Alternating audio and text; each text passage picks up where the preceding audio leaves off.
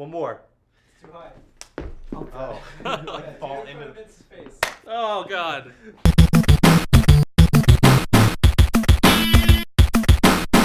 The adventure game lives. Double Fine's Kickstarter has raised like $1 million in 24 hours. Yeah. And they're going to be making a adventure game. Yeah. It's just called Double Fine Adventure. We don't have the details yet. They hit their $400,000 goal in about 8 hours, and they're well over that now, and the Kickstarter still has like a month left on it, which is crazy. But the thing is, they're not just going to like make that $400,000 mark and then all take a vacation. The more money they get, the better it's going to be. So keep donating, people. Go, give them some money. Are you affiliated with Double Fine? Yes.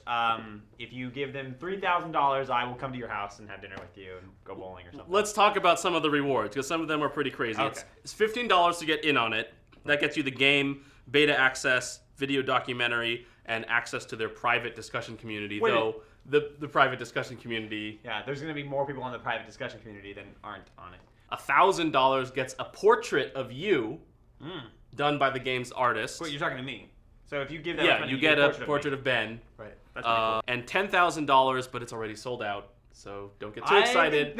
He said that there's a couple more like $10,000 gets you lunch with Tim Schafer and Ron Gilbert, and a tour of Double Fine's offices, as well as, and all of these they include the lower tiers as well. Right. But that lunch is already taken. Someone bought that up real quick.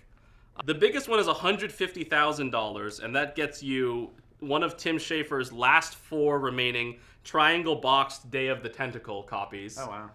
Wow. In their original shrink wrap. I didn't know that existed until Yeah, now. I want it. So I guess the question is, fellows, Yes. can I borrow $150,000, please?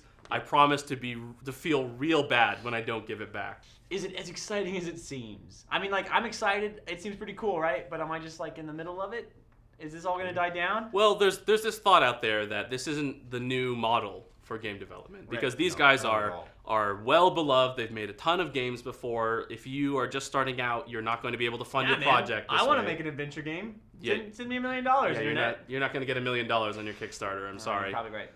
And the other thing is, I think Patrick Klepek from Giant Bomb brought this up. Like, he went out there and said, hey, I don't plan to give them money, and I haven't given them money, but I am really excited. And it wasn't because he's not a fan of it, because he is, but he feels like there may be some weirdness if a media person gives money to a developer. Would you feel weird about as a gaming media personality, the two of you, would you feel weird about giving money to Double Fine to make a game? No. No. 100% no. Here's the thing. You're essentially buying the game, right? Yeah. Or extras for the game. And yes, you're funding the game.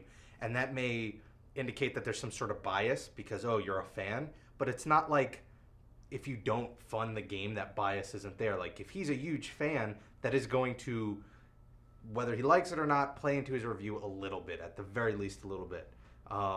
So really, there's no difference if he throws $30 into that pot or not. It's not like he's gonna. It's not like if he doesn't throw in the money, he will treat it as objectively as if he does. Like, I don't think he should be doing that $150,000 one though. Maybe not. That might be a bit much. I don't. You don't know what. He might be biased and then like convincing himself it's the best game ever. At that point, it's the greatest game ever. Obviously, I didn't waste all that money. Buy it. You should all all my buy money. it. Buy it right now. You don't know what kind of dough Klepek's got. But it sounds like this might be a new IP. Yeah, I'm all for it. Because they've done Costume Quest and they've done Stacking. Well, the thing is, they've done Trenched, which was great. They'll never have more freedom to do whatever the heck they want. Right. They That's will true. never be able to get away with it the way they will now. So there's also this idea of they've managed to bypass the publisher. We talked a little bit about used game sales and how publishers are trying to bypass the retailers.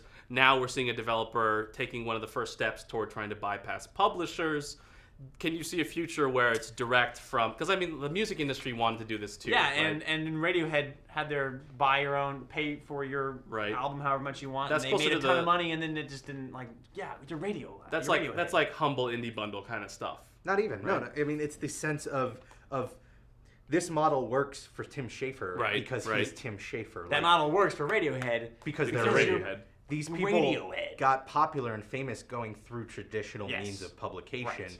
And then from there, they're able to break off and, let me put out my game. Yeah, you'll have people like Notch, like the one in the million where it like blows up on the internet completely organically without that sort of history. But like, I don't see this as a big future unless you see people like Todd Howard go, hey, I'm going to make my own RPG, and we're not going to, but he works for the company that is the publisher. I mean, I don't know. I think it gets too muddy too quick for that to be any sort of regular future for the industry. It unfortunately doesn't seem like this is the revolution, because it's very similar, in fact, to what you see in Hollywood, where a director will kind of get their break somewhere and then they'll go do their own project, and because they're famous from something else, they can find funding for it. Or in the music industry, where, like it or not, the labels still have some theoretical, at least, value of getting artists out there in people's perception. But less and less, and the same will be true for developers, or rather publishers in video games as well. God, we can. I want the game so much. Maybe. Hey, man, I want whatever they're gonna make too. It's gonna be fantastic. Well, all right. I don't know. I don't want to jump on the bandwagon. That's my one problem with this, is that Tim Schafer's, he's funny. I like his games, but like, I have never found a developer where I will blindly give you my money. Readiness. Take it, EA. Wow. I want all of your apps for Mass Effect 3. It might be free. Pre-ordering a game based on its previous games kind of makes sense. Pre-ordering a game based just on its development team. Not even, but even pre-ordering a game based on trailers and screenshots and interviews and some sort of, there's no information but genre and developer. And they're great, but I don't know if I'm that quick to give money based on those two things. I want to see a little bit more. What I think we're seeing here is a lot of people standing up and saying, hey, we like adventure games still, don't let this thing go away. But it's not going anywhere. That's the thing.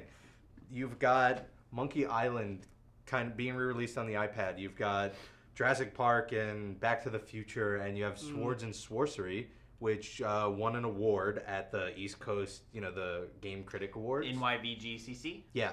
So, I mean, they still exist. They're just not big name titles going to consoles and computer, But now they are. Well, and with all this money... I'm all about that. Yeah, absolutely. And with all this money, there's going to be a Mac port, an iOS port, and multiple languages. And this, whatever comes from this, extremely successful Kickstarter fund is not going to be just a rehash of, the classic adventure games that we've seen before. Final thing, for $20,000, Tim Schafer and key members of the dev team will have dinner and go bowling with you. So I'm going to start a Kickstarter. We're going to try and raise $20,000, and then we, Howcast Gaming, will give that money to Double Fine. To their Kickstarter. To their Kickstarter. Right. So our Kickstarter is going to fund their Kickstarter through my super PAC. And it's Kickception. Yes. And we're going to accept our way to dinner and bowling with Tim Schafer and the dev team. So please give us all your money. If you donate between $1,000 and $20,000, we will take your name and write it on a list, and we will casually mention you in conversation during We'll slide it in. I was hanging out with my friend Superstar 99 the other day, and he said the funniest thing. He was playing Battlefield 3 with us. What did he say? It was so funny. He said... never mind. I forget. It's fine, whatever. Yeah. So let us know if you are going to be dropping the $50,000 to become a character in Double Fine's new adventure game. Full Throttle 2? I don't think so, but we'll see. And we'll see that game in October 2012 or so. And we'll see you next time on Derailed. Can't beat a Corley. Full Throttle 2, Fuller Throttle.